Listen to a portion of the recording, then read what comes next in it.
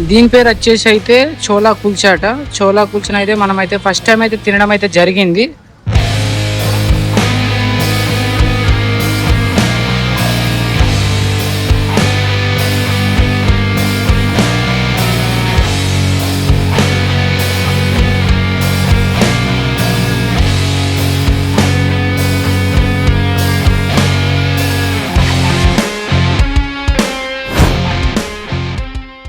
Hi hello guys, నమస్తే, welcome to our YouTube channel Vamshi vlogs.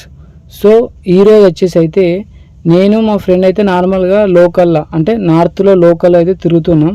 So మన చుట్టుపక్కల ఉన్న గప్చు బండి లెక్క అయితే ఇక్కడ నార్త్లో కూడా అయితే ఉంది. సో నేనైతే మా ఫ్రెండ్ అయితే అడిగిన, ఇదేంటంటే మా ఫ్రెండ్ అయితే చెప్పింది చోలా కుల్చా. ఇట్లా అడుగుడుతో అయితే మా ఫ్రెండ్ కూడా మరి తిందామని అన్నాడు. ఎర్ర టెండ్ అయితే కొడుతుంది, అసలు తినాల్సిన అవసరం లేదు.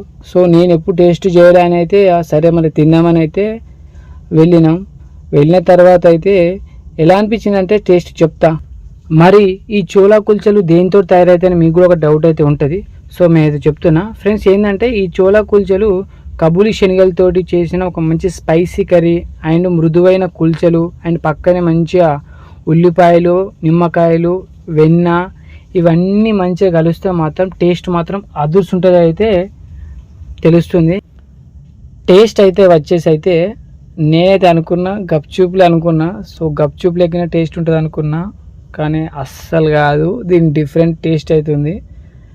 తినే టైంలో బాగానే అనిపించింది, కానీ గప్చూప్లతో పోలిస్తే మాత్రం ఇది చాలా తక్కువ. కానీ మనమైతే ఈరోజు వచ్చేసి అయితే ఒక డిఫరెంట్ టేస్ట్ అయితే టేస్ట్ చేసినాం. సో ఓకే, నార్త్లో ఫేమస్ అనేది చోలా కుల్చలు. ఎక్కడంటే అక్కడ చాలా వరకు అయితే ఉంటాయి. సో మనం దాన్ని కూడా అయితే తినేసినాం. ఓకే, ఒక 100%కి ఒక 65% బాగుందని చెప్పచ్చు. మరి అంతగా అయితే నచ్చలేదు. సో అది మంచిగా ఉండొచ్చు, కానీ మనం ఫస్ట్ అంటే మనకు అలవాటు లేని ఫుడ్ కాబట్టి మనం తిన్నాం కదా. సో మనకి ఇలా డిఫరెంట్గా అనిపించింది కావచ్చు. ఇక మన బాబాయ్కి బాయ్ చెప్పేసి మళ్ళీ రానని చెప్పేస్తా. ఓకే బాబాయ్, బాయ్ బాయ్.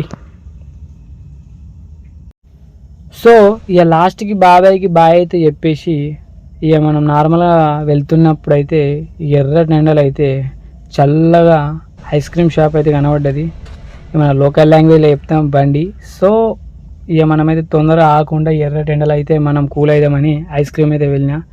ఆల్మోస్ట్ లోపల కూడా చాలా వరకు అయితే ఫ్లేవర్స్ అయితే ఉన్నాయి, కానీ మనం ఈరోజు అయితే డిఫరెంట్ ఫ్లేవర్ అయితే ట్రై చేస్తున్నాం. ఎందుకంటే ఇది మామూలు ఐస్ క్రీమ్ కాదు, ఫ్రూట్ షేక్ అండ్ బాదం షేక్ రెండింటిని మిక్స్ చేసుకుని అయితే ఒకే కప్పులో అయితే కలిపినట్టు అయితే మనమైతే తినబోతున్నాం.